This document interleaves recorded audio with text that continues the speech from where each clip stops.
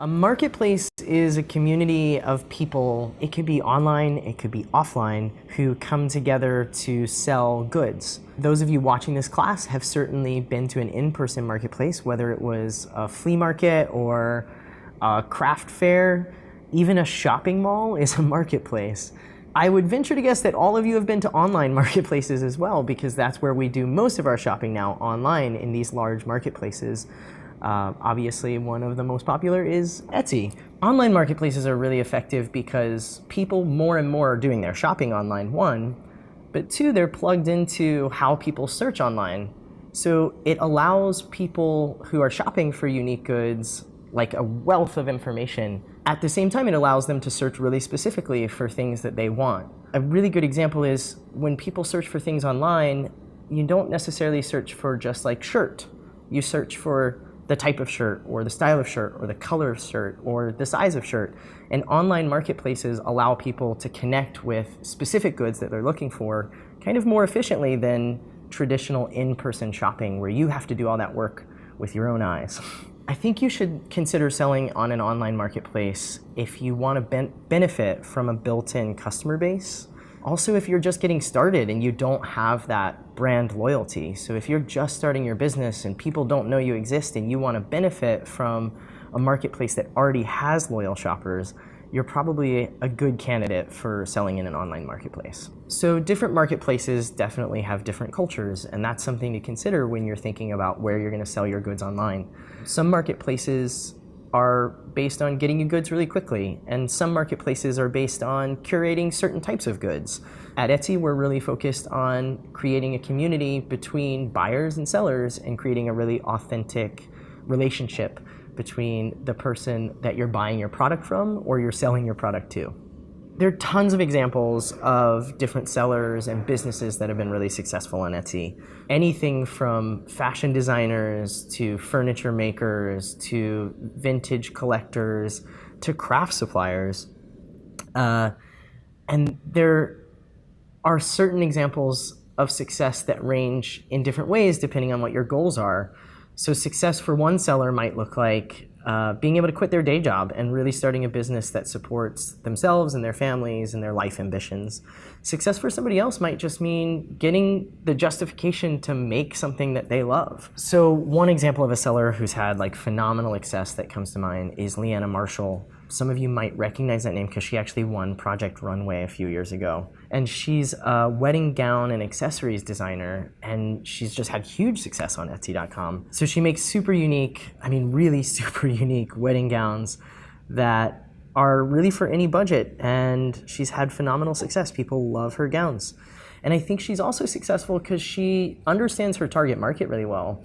She understands that every bride is really super unique and is going to want something super personal for that special day.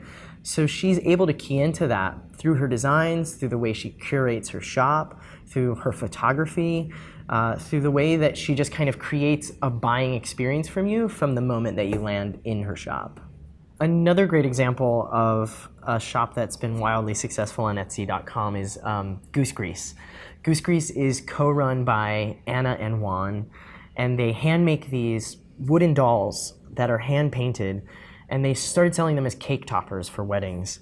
They now make box sets of toys for kids. They make the wooden dolls custom for different people for different reasons, and they've been able to expand their business enough to support themselves. They run their business out of their home. They're able to spend more time with their kids, but also they've expanded to this small town in Colombia where Juan is from through the use of responsible manufacturing. So they've been able to also bring awareness around these cultural aspects that we really love at Etsy, which are, responsible manufacturing and providing jobs in a responsible and ethical way. So there's a lot of examples of really successful sellers on Etsy, and that's great because that's something that you should definitely aspire to, and we're really excited to help you get there.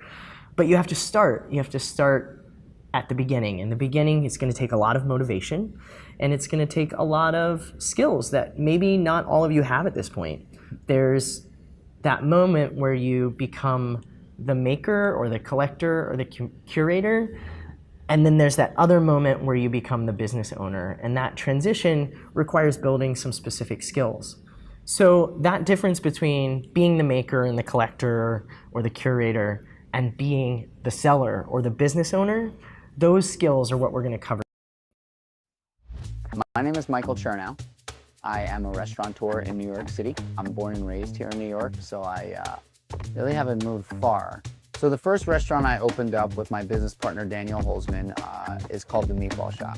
And we opened up in February of 2010, not far from where we're shooting today in the Lower East Side of New York City. And so we've since opened 6 meatball shops. So we have 6 in total. We've opened 5 more after the first one. About a year ago, I took a sidestep from the day-to-day operations at the meatball shop because I'm very passionate about fish as well. I'm also very passionate about creating.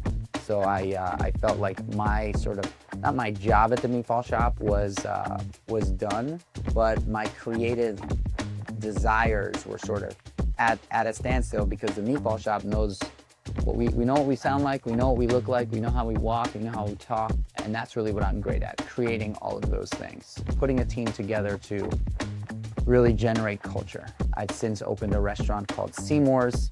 It is a very fun, super approachable, accessible, sustainable seafood restaurant. Now we're at the sort of looking for money phase, right? And one thing to understand and one thing to know is that most investors invest in you. They're actually investing in you. They're not necessarily investing in the business and the concept. So always have your best face on because the way you carry yourself, the way you present yourself is instrumental in the success of raising capital. You know, most people start with their friends and family. I mean, that's where most young entrepreneurs, startup companies, that's where they go. They go first to their friends and family, to the people that know them well. For the first restaurant that I opened up, we had 14 investors. I didn't ask anybody who didn't have a net worth of over a good amount of money because I felt it was the first thing I was doing, and I didn't want anybody to really lose a great deal of money. So I asked a bunch of people that were well off if they wanted to kick in $20,000, $30,000, and I was able to scrape up the money. And that's how it is really in the beginning. You know, you have to ask everyone and anyone. Great entrepreneurs are friendly and kind to everyone because you never know who you're talking to. Take business cards, network, get out there, meet people. I highly recommend, you know, going through your contact list and picking out the people that you think could potentially be interested. And then not sending them an email with your business plan. For the first time, you sit down, you ask them if they can take a 15-minute coffee with you so you can present them your plan. In the best case scenario, you have 2 to 3 investors. I don't like to have one investor because I feel like if you have one investor, they feel like they own you. Most businesses that start have many investors, many investors.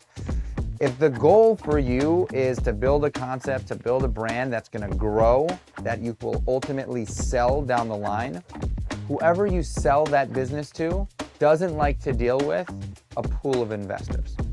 They wanna deal with like 1 to 3 so that they can buy them out one full swoop. And everybody goes and is happy.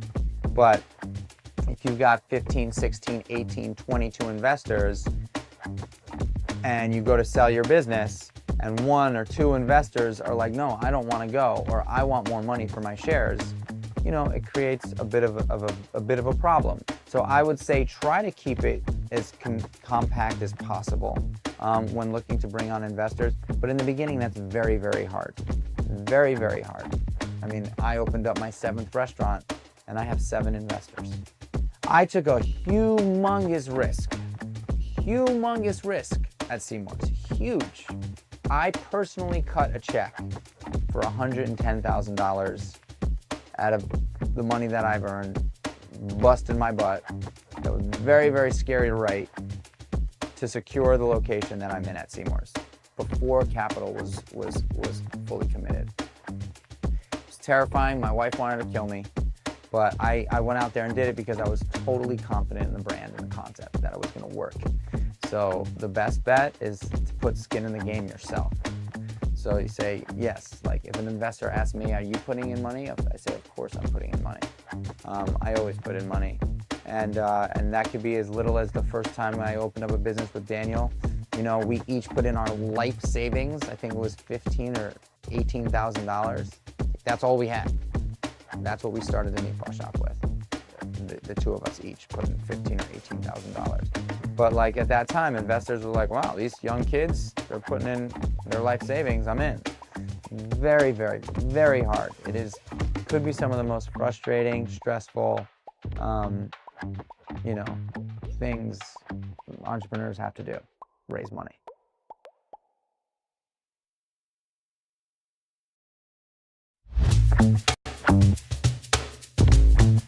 When talking about the overarching strategy for your social media advertising campaigns, it's super important for marketers, brands, and businesses to understand the marketing funnel.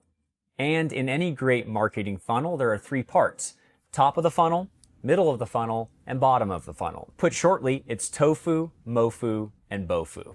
So essentially how the marketing funnel works is that you have an unlimited amount of prospects out there in the top of your funnel. These are unqualified prospects. Over time, through marketing strategies and advertisements, the goal is to get unqualified prospects in the top of your funnel down to the bottom of your funnel through specific marketing strategies.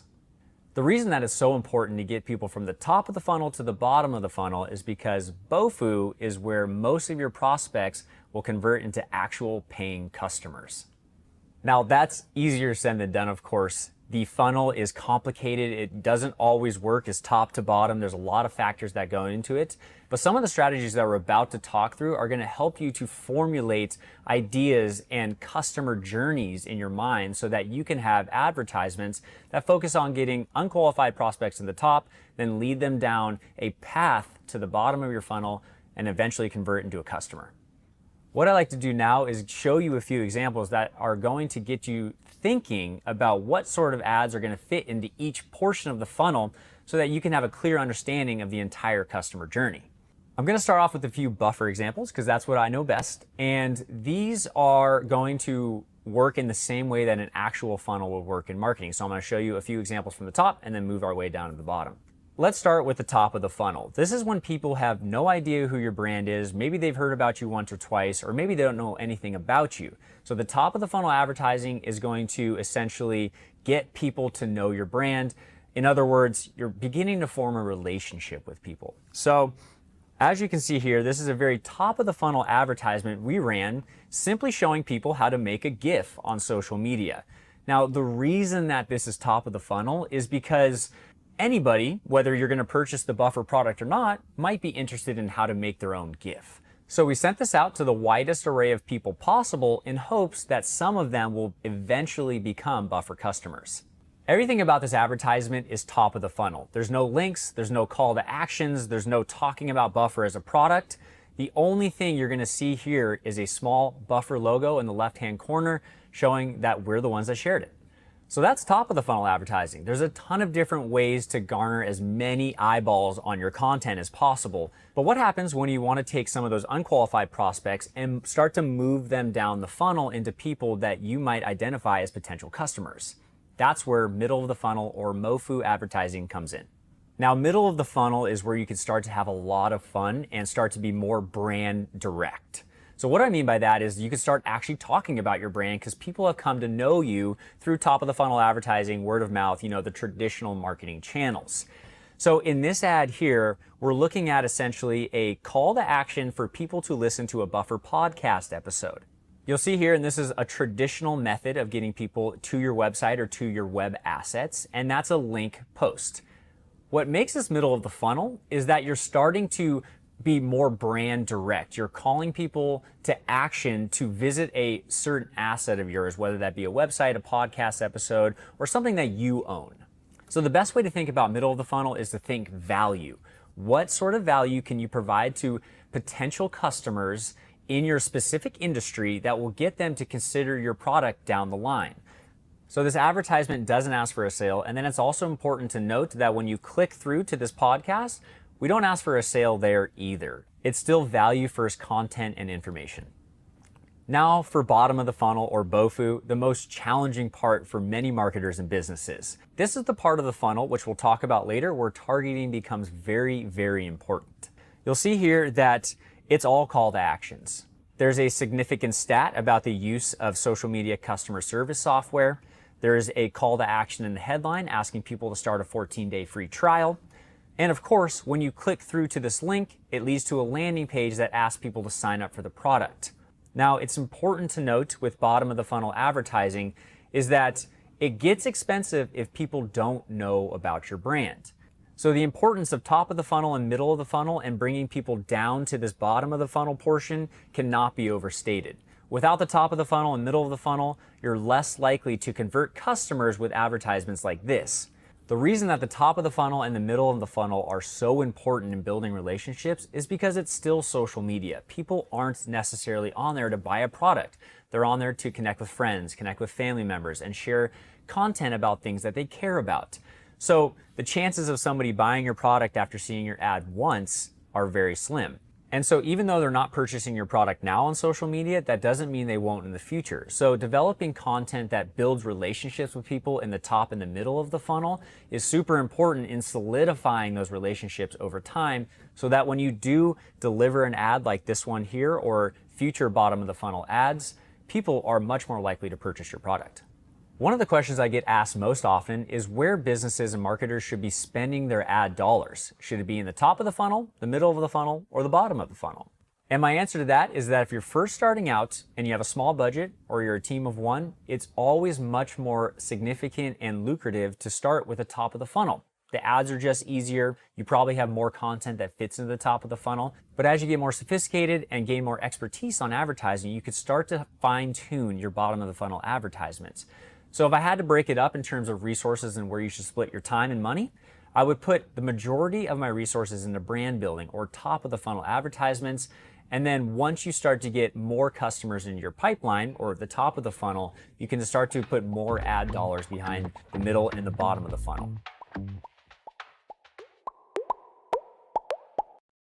Let me give you a little quick distinction between jabs and right hooks. Here's why we came up with the terminology. I truthfully believe that most people try to mix messages on Facebook, meaning they actually want you to buy something, but they're disguising it in like a nice little thing. It's half pregnant, as I like to say in marketing, right? They're trying to make it seem like it's native and it's nice and they care, but somewhere in there subtly, it's really saying buy me or sign up for me or help me. When you're doing a jab, which again, let's reiterate, is bringing value to them, then just go all in. Give them a tip or a recipe, or make them snicker, or make them laugh, or curate some content that you think they'll be interested in. Go all in on that. That's it. Leave it at that. It's funny. 99% of people just right hook on social networks all day long. So it's funny for me to try to teach you how to do a right hook right, but it's funny. For that, a lot of people are half pregnant. When you go for a right hook, just go in directly for the ask. Don't be around the bush. Download our app. Link, here it is. 5 value proposition bullets or 1, a picture, and you're done. Buy my book. Order my wine from me. Don't be scared. And a lot of people are. It's really interesting. The 3% of people that I truly believe understand social networks out there today are scared to do the ask because they've got the emotional EQ and they're so zen and they're romantic and they're right that they actually struggle with the ask or the close. And that's the formula. Boxing is known as a sweet science. And that's what I'm thinking about. What's the science of how many jabs and how many right hooks? And when you do them, make them clear. I'm giving you value. But when it's time for the right hook, here's a very important do. Don't hedge the right hook. If you're asking for business, ask all in. Don't try to say, go for it. So if you want anyone to take your work seriously, you need to take yourself seriously. Yeah. And that means presenting yourself in a clear way, in a way that a business would, especially if you want to go freelance. You are a business. Give context to your projects. Don't just say that you did something. Say, what your role was, maybe who you worked with, obviously who you worked for. From our experience with working with the managers, these are the talent directors at these major agencies and brands. They tell us that they largely spend, a few minutes even on each portfolio they see, which means that making the first impression is hugely important. Yeah, and you don't have to go and reinvent the wheel. You don't have to program your site from scratch, use Simply's, use Squarespace. They have amazing templates that you don't really need to know even coding to learn and build, and you just put your work up there. And yeah, managers don't typically, when they're looking at so many portfolios all day long to hire people, they don't spend a lot of time on each one. And so that's why it's really important that your main page of your site really gets across what you do, show stuff that people can actually see and don't have to like squint and figure it out. It's just more impressive when something is big and shot nicely. It just, that care you put into that presentation goes a long way and for the people looking at it. If you're creating any sort of visual work or any sort of products, document them. So set them up, get a good camera, and actually iPhones now and most phones now actually are pretty good cameras. So set it up with some lights on it and shoot it, and then present it as large as you can on your portfolio site, and showing behind the scenes photos and the process and how it was made and how it was done. Like all of that stuff adds context that helps tell the story of why you did it and how you did it. Yeah, and another cool thing about what a portfolio, the opportunity that it gives you is it gives you context to your work. So you're not just saying, here's what I did, hope you like it. It's here's the process behind it, or here was my role in it. So even if they're spending a few seconds on it, it's like you can make the impression that you want to make. Yeah, I think it's important to position your portfolio as the work you want to do. Like a lot of people feel the need to show everything that they've ever done. So whether it was, a big project all the way down to like a flyer for their local barbecue. And it's like, you don't need to show everything you've ever done. You don't need to prove all of it. One of the most important things when making a portfolio is editing. Only showing your best work, showing the work that you want to represent yourself with and the type of work you want to do. A teacher once told me, you're only as good as your worst piece of work in your portfolio. So make sure you're only showing your best work, showing the stuff that you're proud of, and you don't have to show everything you've ever done. So it's better to have 10 great pieces in your portfolio than 15 or 20, and the other ones are kind of just bringing up the rear. Well, plus if people are spending 5 seconds in your portfolio, what do you want them to see? Yeah, because and that's the thing. If someone goes and clicks on one random project, you better make sure that one represents you just as well as the first one. And I think sometimes when I've gone to portfolios, I'll go and click on something in the middle, just to test that theory and be like, all right, I know you're leading with this one, but I want to see what you got going on down here. So yeah, it's really important to edit. Make sure you have contact info on there. So many people surprisingly forget to put that. If you are out there and on the internet and you want to get hired, make sure there's a way for people to contact you. Definitely. Also, typos. I don't mean to get so basic about it, but that's, it's surprising, not surprising. A lot of people seem like they're not copy editing. Ask a friend to do it. Ask somebody else. Yeah, you're too close to yourself. Yeah. It always throws people off, and it makes it seem like you don't have attention to detail. My dad gave me a great piece of advice, and he said, how you do anything is how you do everything. So when I see a portfolio and someone doesn't pay attention to the typos, if they're not paying attention to those details on their own portfolio site, are they going to pay attention to other details when we hire them? Yeah. A lot of times people will just put text links and not show the actual work, and you have to go and click on every single link to be able to see it. Don't do that. Show the work front and center, big thumbnails. If I go and get to a portfolio and it says loading and there's a bar, I just close it and go to the next one. So it's really important that your site opens up to your homepage right away. Like, don't even bother with a splash page. Just have it go straight to your main page. Mm-hmm. So one of our managers is the senior recruiter at RGA, Christina Mazurowski. And we did an interview with her for our blog, asking her what does she look for in the portfolios that she reviews. She said, the amount of time I spend on a portfolio is actually dependent on my gut reaction to it. I usually have a feeling within the first 5 seconds of looking at a portfolio. Even if my gut reaction is bad, I will spend an additional 3 to 5 minutes with it just to double check. I spend more time with those I like. If I find I'm spending too much time on a portfolio because I can't figure it out, that is usually a red flag. If a creative candidate can't present in a cohesive and clear manner, it usually won't be a fit for us. People are expecting you to be able to communicate an idea, a thought, a brand, any of that. So to be able to clearly communicate that in your website is really important. If you can't talk about the work that you do, it's going to be hard for you to connect with other people. My friend John Graham, one of my favorite parts of his website isn't even his work, it's the description of the work. Because it's just like, it's such, and he's a copywriter, so it's really clever writing, really witty, and that's like, I just had a great time going through and just reading that. That's another reason why people will hire you. They'll hire you because of your work, but they'll also hire you because of the things that you're into and the things you have knowledge about.